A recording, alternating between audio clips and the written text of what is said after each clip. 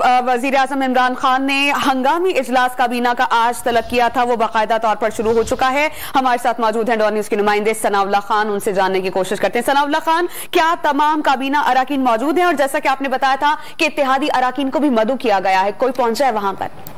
नहीं, तमाम अरकान मौजूद नहीं है। MQM के जो दोनों वज़रा हैं, फरूक नसीम और अमीनुल हक, उन्होंने इस्तीफे भेज दिए हैं वजीर आजम को, तो वो शरीक नहीं है। इसके अलावा खालिद मकबूल सिद्दीकी को भी आज दावत दी गई थी, उन्होंने भी इनकार कर दिया है, क्योंकि और उनका ये मौक़िफ़ है क्योंकि हम अब इस हुकूमत का हिस्सा नहीं रहे हैं, ना इत्तेहादी रहे हैं, तो हम इसमें शिरकत नहीं कर सकते। जबकि खालिद मकबूल बाप पार्टी के सरबराह हैं, उन्होंने भी इनकार कर दिया साहब।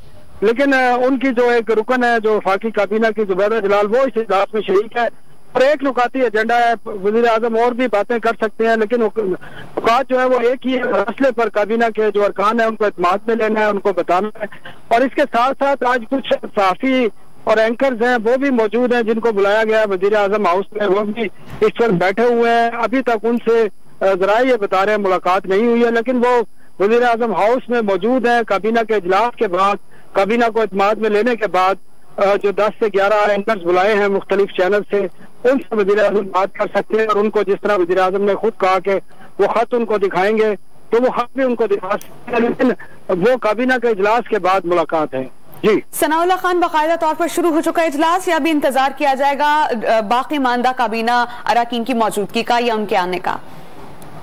जो हमें जराए बता रहे हैं, क्योंकि हम वज़ीर आज़म हाउस के बाहर मौजूद हैं और यहाँ से जो जिस हाल में इजलास हो रहा है कैबिनेट का, वो तकरीबन 1 किलोमीटर दूर है। और जो हमारे लोगों से बात हुई है, जो प्राइम मिनिस्टर की ऑफिशियल मीडिया टीम है, सरकारी लोग हैं, वो लाइन में इन चीजों को उनको दूर रखा गया है काबीना के इजलास से। और सिर्फ जो वज़ीर आज़म के तर्जुमान थे डॉक्टर शहबाज गिल, वो ही मीडिया को अगर कुछ बताएंगे तो बताएंगे, लेकिन उनका फोन ऑफ आ रहा है। तो इजलास शुरू हो चुका है। जो अंदर बाकी जरा है वो बता रहे हैं कि मीटिंग बाकायदा शुरू हो चुकी है और उसका एजेंडा वही है, मसले पर जो कैबिनेट को एतमाद में लेना, क्योंकि अभी तक काबीना के कई अरकान को, 20 अरकान को इस बारे में ज्यादा इल्म नहीं है, ना ही बताया गया है। वजीर आजम और वजीर खारजा और तीसरे शख्स शायद वजीर दाखिला हो सकते हैं, लेकिन उन्होंने परसों जो गुज़श्ता रोज बातचीत की थी उसमें कहा था कि उन्हें इस बारे में इल्म नहीं है।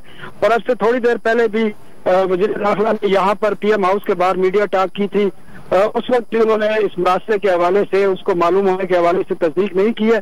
तो दो ही लोग हैं, प्राइम मिनिस्टर और वजीर खारजा, जिनको इस मसले के हवाले से मालूमात हैं या उनके पास कापी हैं, तो वो जब तक शेयर नहीं करेंगे, आज जिस तरह बता रहे हैं कि काबीना के अरकान को ब्रीफ करेंगे, लेकिन ये इस बात की तस्दीक नहीं हो सकी कि वो मसला शेयर भी किया जाएगा, पब्लिक भी किया जाएगा। इस बारे में अभी तक बिल्कुल खामोशी है। और ये जरूर कहा है वज़ीर आज़म ने आज खुद के वो चंद साफी जिनको बुलाया गया है उनको वो दिखा सकते हैं, शेयर शायद उसको भी ना करें। सनाउल्लाह खान, बहुत शुक्रिया, आप हमें अपडेट कर रहे थे।